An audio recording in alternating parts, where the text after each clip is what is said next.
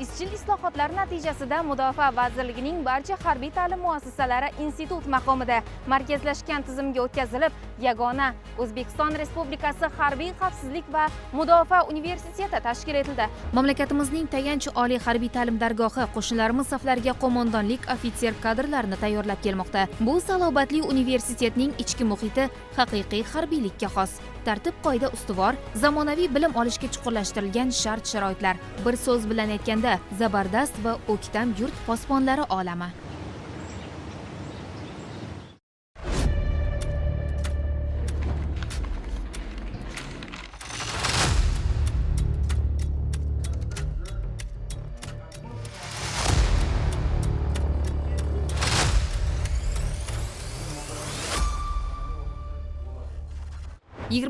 asr axborot texnologiyalari asri. O'ta tezkor, shiddatli davrda yuqori marralarni zabt etish faqat ilmni chuqur o'zlashtirish orqaligina amalga oshiriladi. Shuning uchun ham bo'lajak ofitserlar nazariya bilan amaliyot uyg'unligi asosida zamonaviy bilimlarni egallamoqda.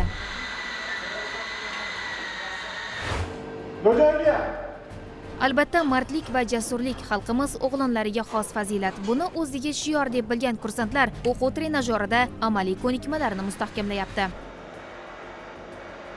Mazkur universitet tarkibida 5 ta institut, 4 ta fakultet, 6 ta okrug o'quv fakulteti, 19 ta markazni o'z ichiga olgan serjantlar tayyorlash oliy maktabi hamda aviatsiya va uchuvchisiz uchish apparatlari mutaxassislarini tayyorlash markazi faoliyati yo'lga qo'yildi. Bu esa o'z navbatida qo'shinlarni zamonaviy va murakkab fanlar bo'yicha o'qitishda, eng asosiysi dual ta'limni tashkil etishda hamda ilmiy tadqiqot natijalarini amaliyotga tatbiq etishda muhim ahamiyat kasb etadi. Shuningdek, psixolog, aloqachi, kiyim-kechak va oziq-ovqat kabi harbiy sohaga zarur bo'lgan 18 ta mutaxassislik bo'yicha kursantlarni respublikamizdagi fuqarolik oliy ta'lim muassasalarining ikkinchi bosqich talabalari orasidan saralab olinadi. Yana bir qiziq ma'lumot, oliy harbiy ta'lim muassasalarining 36 ta ta'lim yo'nalishi bitiruvchilariga 2 tomonlama diplom, ya'ni fuqarolik va harbiy kasbga mo'ljallangan mutaxassislik berish amaliyoti yo'lga qo'yildi. Mazkur amaliyot harbiy kadrlarning harbiy xizmatdan keyingi davrida fuqarolik mutaxassisligi bo'yicha faoliyatini davom ettirish imkonini beradi.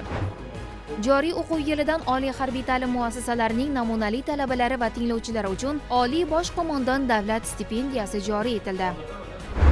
Harbiy xavfsizlik va mudofaa universitetida ta'lim jarayoniga 2 ta yangi fan qo'shildi: sun'iy intellekt va robototexnika. Axborotlashtirilgan sinfxonalarda azamatlar nazariy bilimlarni egallagach, jismoniy va jangovar tayyorgarlik bo'yicha yanada chiniqishadi. Iqtidorli kursantlarni qo'llab-quvvatlash, ilm-fan, sport, jismoniy tayyorgarlik va jangovar shayligini oshirish borasida mazkur yangi universitet harbiy ta'limning lokomotivi hamdir. Shuningdek, bu yerdagi zamonaviy o'quv xonalari, yuksak mahorat va kasbiy malakaga ega bo'lgan professor o'qituvchilar ko'magida eng so'nggi uslubdagi dars mashg'ulotlari, nazariya bilan amaliyot uyg'unligi, vaqt mezoni asosidagi tartib-qoidalar, 20 dan ortiq to'garaklar, bularning barchasi sizning professional ofitser bo'lishingizda muhim o'rin tutishi aniq.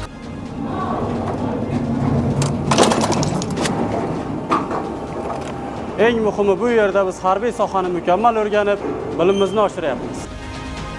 Men bo'sh vaqtlarimda sport bilan shug'ullanaman. O'tgan vaqt davomida men jismonan chiniqish bilan cheklanib qolmay, xalqaro sport musobaqalarida faxrli o'rinlarni qo'lga kiritdim. Dunyoda eng aziz yagona istiqlol baxsh etgan zamona